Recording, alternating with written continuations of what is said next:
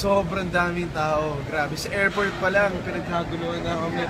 Parang Pinas. Tapos yung mga kapatid ko siya, mommy ko, nagkakuluhan kasi sila sa sobrang daming tao. Oo, nagulat sila. Di sila sanay na marami. Na-mob sila. Oo, na-mob din yung mga family members nila. So nagulat sila. Siyempre, speaking of your mom, yung headline dito yung pagkikita nyo ng mom mo. Kumusta yun? Sila po. Marami ko rin time para mag-bonding. Sumama siya sa premiere, tapos nag-Great America kami, nag-shopping ko. Nagkaroon ba siya ng plan to go here? Yeah. Meron naman daw po, pero siguro in the future. Kasi marami ko siya ginagawa. Medyo kailangan niya talaga. Kumusta yung reaction niya watching your movie? Iyak na iyak. Umiiyak siya. Umiiyak siya, natuwa siya. She said she was happy and proud. Ken, did she talk to you? Yeah.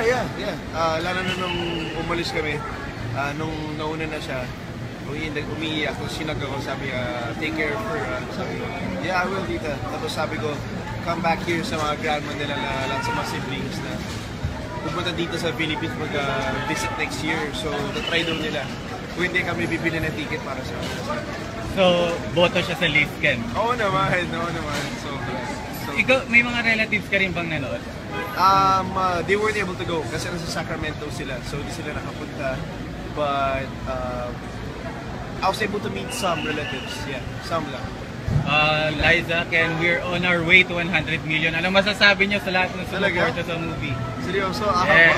maraming salamat po. From here, all the way to San Francisco, sa lahat ng mga TFC subscribers, sa lahat ng mga kapamilya dyan, maraming salamat po for all the support and love para sa Just the Way You Are.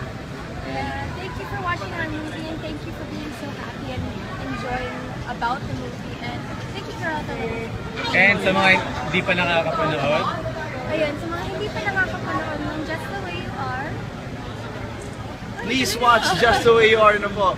Showing now on theaters nationwide.